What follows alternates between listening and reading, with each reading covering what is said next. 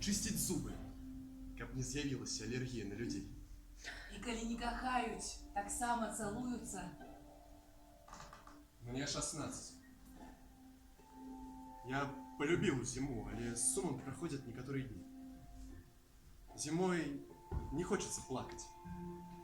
Видать, за холоду, який окружає вулицю, тільки з-за моцного снігу ті морози в очі, яны починають слезиться самі собой. Я вывел такую теорию, что зимой нельзя выявить сапраўдныя слезы. Где я?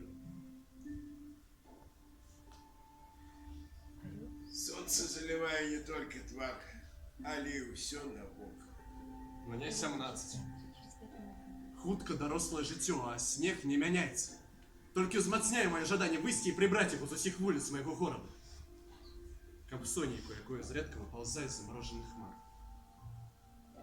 Хутка і я буду помнить. Мне 18. Возьми белый, отфарбованного тебе будет. Я хочу будовать парки. Да это ж не я у тебе забрал, а сам взял. Чаму ўсе дарослыя лічаць, што мы іх не разумеем? Часом сапраўды лепей прамаўчаць. Мара, не абавязкова павінна быць дасягальнай, але яна павінна быць. Гэтыя дзённікі толькі маленькія гісторыі майго жыцця. Я пісаў, не злучаючы ні адну з гісторый паміж сабой.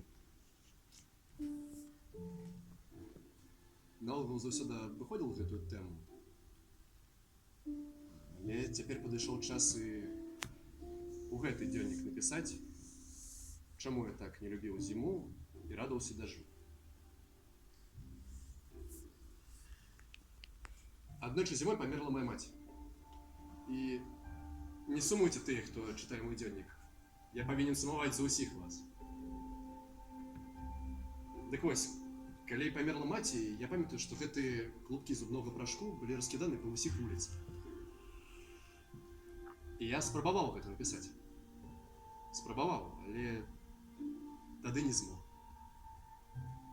Мне здавалось, што сумна пісаць пра тое, што грызе цябе.